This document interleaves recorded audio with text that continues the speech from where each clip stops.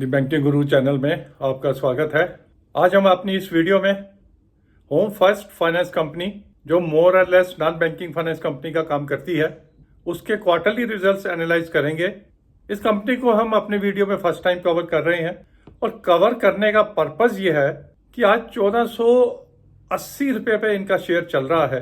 ये इतना कॉस्टली क्यों है, इसे एनालाइज करने की कोशिश करते हैं और कुछ फाइनेंस के बेसिक कॉन्सेप्ट्स आल्सो समझने की कोशिश करेंगे कि why some banks are so costly and why others are just lingering around 20 रुपये, 30 रुपये, 40 रुपये।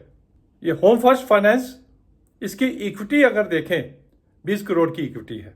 ईपीएस 45 रुपये पर शेयर की ईपीएस, लेकिन जो इक्विटी के साथ इक्विटी प्रीमियम अमाउंट होता है वो तकरीबन 2,500 करोड़ से ऊपर, जैसे हम कॉजी इक्विटी का नाम दे सकते हैं।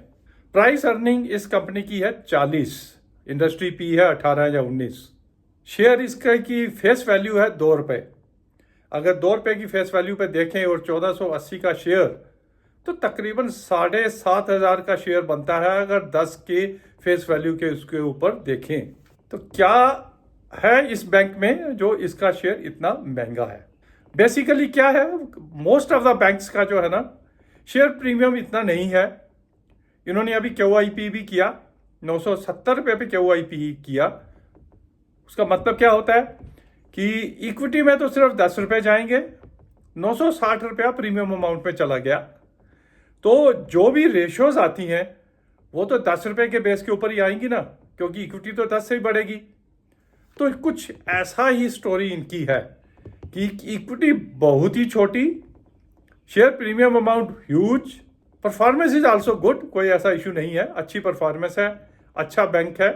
प्राइस अर्निंग 40 की होने की वजह से ये शेयर इतना महंगा भी है। अब इसी शेयर को अगर मैं देखूं, अब HDFC की प्राइस अर्निंग रेशियो है 20 की, तो अगर इसको हमें 20 की पी पे ले जाता हूं equivalent to the other private sector big banks, तो शेयर इसका सीधा आधा हो जाएगा। तो उस पैरामीटर पे शेयर ये बहुत कॉस्टली है। अब दूसरा कॉस्टली होने का शेयर का कारण हो सकता है कि future earnings in this industry, the investors are seeing कि huge future earnings are possible, but that is not the case, क्योंकि इनकी जो बिजनेस है वो NBFC टाइप बिजनेस है। मार्केट से पैसा उठाना है और छोटे छोटे लोन्स इन्होंने देने हैं, ग्रीन एनर्जी हाउसिंग लोन्स इन्होंने देने हैं। टिकट साइज में इनकी देख रहा हूं 10-11 लाख से ऊपर का टिकट साइज नहीं है, नॉर्मल, बाकी सारी चीजें नॉर्मल है, फिर इतना कॉस्टली कैसे ये हो सकता है?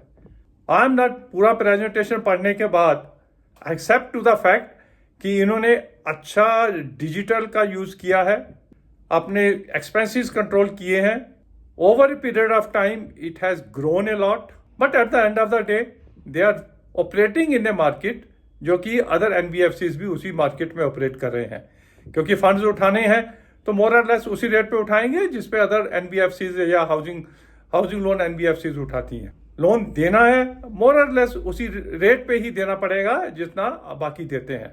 तो इनका जो स्प्रेड है वो बहुत ज्यादा अंतर नहीं करेगा as compare to other NBFCs, but their policies, their corporate governance, yes that is of good quality, उसकी वजह से इनको प्रीमियम मिलता है, लेकिन कुछ ज्यादा ही प्रीमियम मिलता है, अभी तक तो मिलता आ रहा है। तो आइए देखते हैं क्वार्टरली नंबर्स इनके क्या कहते हैं। इंटरेस्ट अर्न 32 करोड़ से बढ़ गया, टोटल इनकम तकरीबन 9.4% से इनकी बढ़ी हुई है।